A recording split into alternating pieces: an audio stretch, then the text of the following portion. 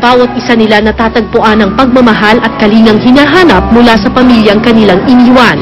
At ang dasal ng bawat isa, ang lubusang paggaling sa kanilang sakit na cancer.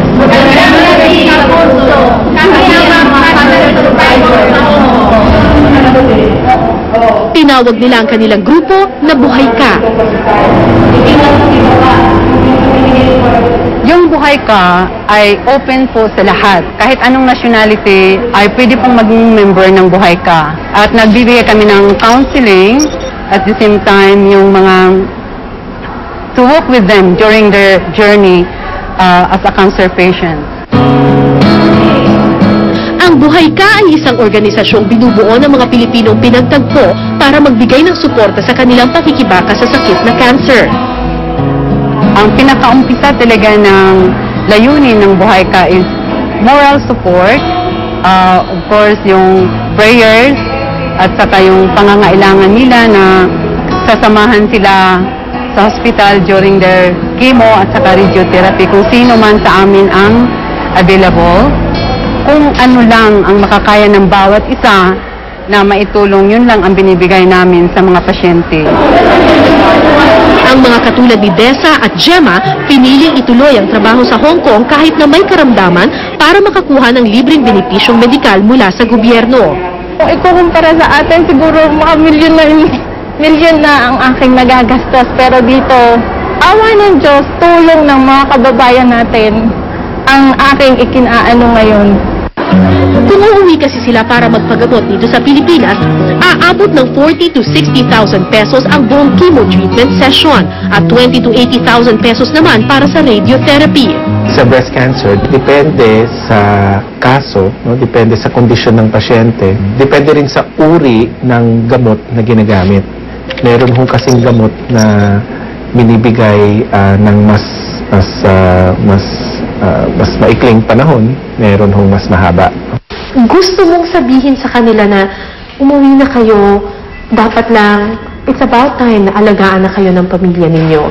Pero bilib ka rin dito sa mga babaeng ito kasi imbis na umuwi sila sa Pilipinas, ang iniisip nila, una, paano nila masusuportahan yung kanilang pamilya, yung pa rin ang iniisip nila, at pangalawa, paano nila masusuportahan yung kanilang gamot.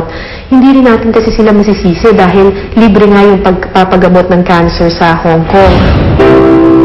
Unang taon pa lamang ito ni Dessa ng treatment at mahaba-habang panahon pa ang kanyang bubunuin para tuluyang gumaling. Kaya ang kanyang dasal, Ako, hinihiling ko lagi. Dagdagan niya pa buhay ko. Ganun eh. Hindi, basta makaraos ako.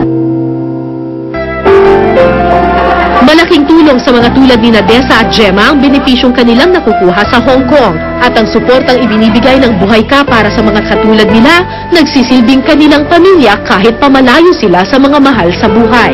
Kung kaya ng ibang bansa na pahalagahan yung kanilang mga overseas workers, kasama na ang mga Filipino domestic helpers, kaya silang pahalagahan at bigyan ng libreng pagpapagamot sa cancer, bakit hindi ito kaya ng ating gobyerno? Kadugo natin itong mga ito, kapwa natin ito Pilipino. I just hope na merong programa ang OWA para sa mga OFW kasi they really deserve it. Mabuhay! Ang buhay ka!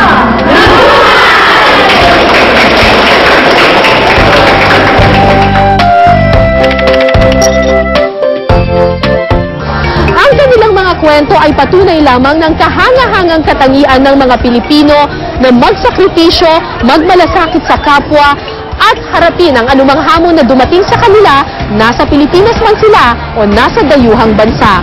Kung meron po kayong naisikwento, maaari po kayong sumulat sa amin, OFW Diaries, GMA Network Center, EDSA Corner Timog Avenue, Diliman, Quezon City. Pwede rin po kayong mag-email ofwdiaries@gmanetwork.com. Mula po dito sa Hong Kong, ako po si Cara David at ito po ang OFW Diaries.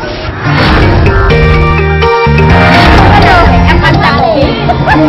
Pag Sunday, anong awitin? Hindi, pagsabado.